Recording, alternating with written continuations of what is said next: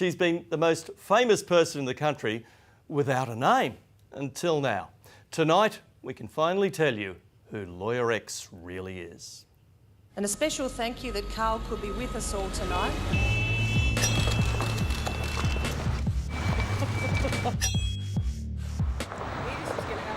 But she surely didn't know just how bad it was going to get.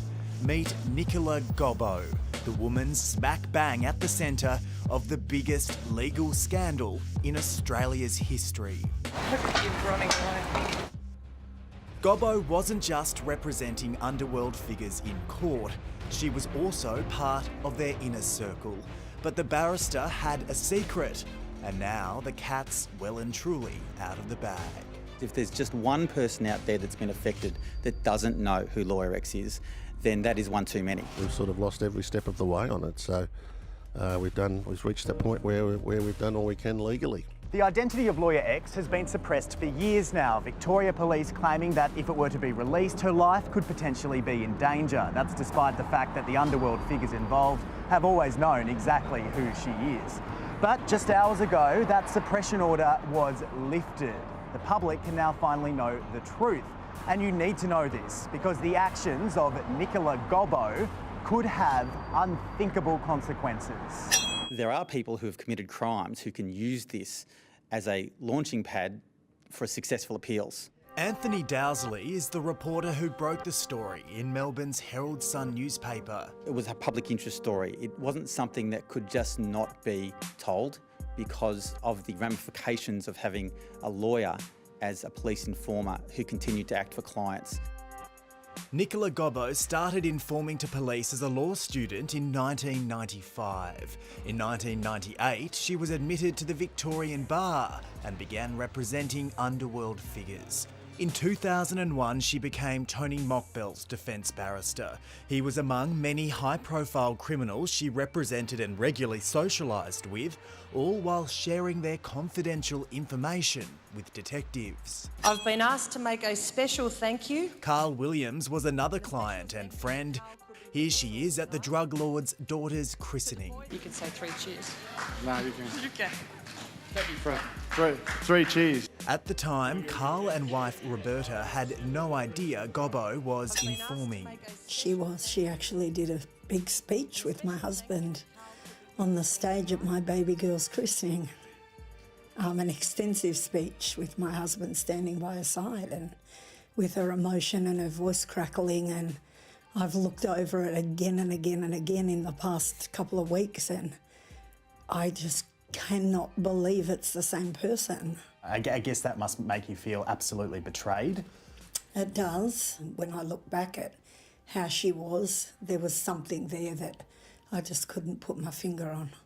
Carl Williams soon became suspicious of Gobbo, and in 2006 he wrote a letter to an associate describing her as a double-dealing snake.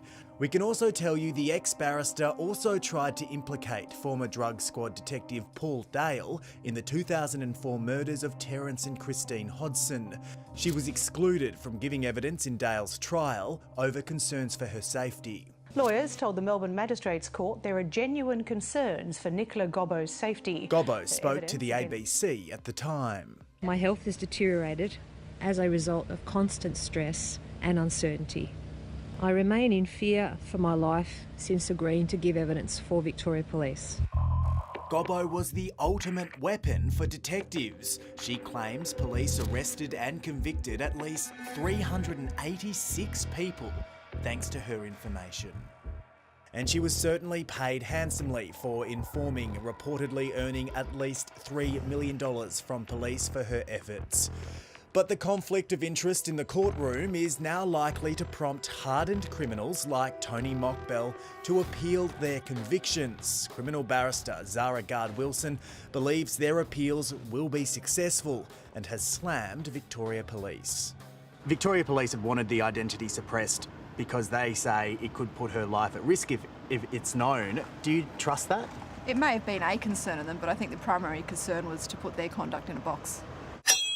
Well, we haven't been covering the matter up.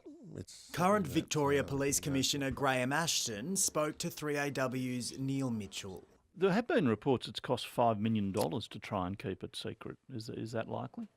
I suppose it depends how you calculate these things, Neil. I think this was a very embarrassing story for the Victoria Police. They didn't want this coming out for a whole series of reasons, but one of them I suspect must have been the embarrassment that they were feeling. Justin Quill is a media lawyer with McPherson Kelly. We know there are other police informers who have worked in the legal profession. What's the situation with the suppression orders in relation to those? Are we ever going to know those identities? Well, hopefully more will come out and the full story will be told, especially through the Royal Commission. We'll find out the identities of all people who were doing the wrong thing in this, in the same way as Lawyer X.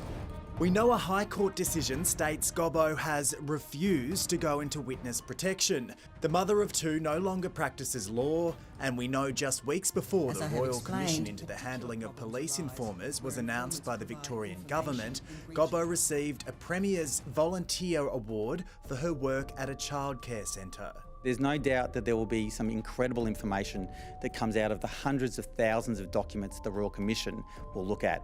How deep this goes, who knew what, who knew when, will be extraordinary.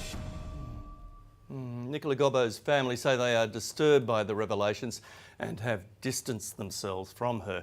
Their full statement is on our website.